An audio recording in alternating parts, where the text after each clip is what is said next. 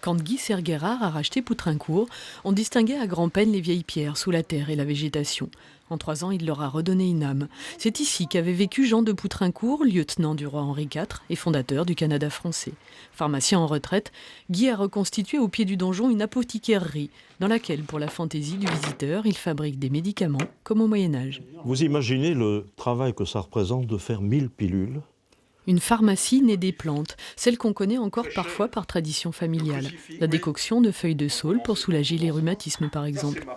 La petite poudre blanche dont on parle, ma foi, mon voisin Joseph, sans le savoir, il a dénommé l'aspirine.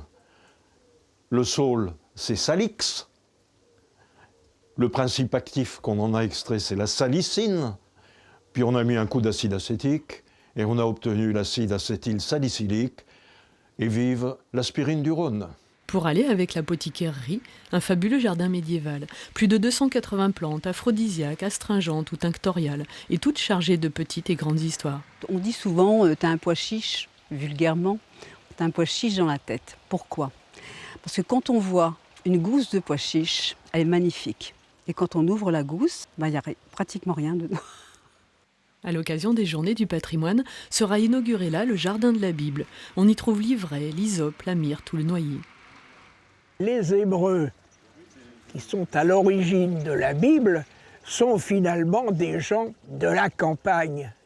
Et on est très étonné, par exemple, du fait que le Christ lui-même, on ne peut pas en faire le portrait. Sauf une chose, c'est un sacré marcheur.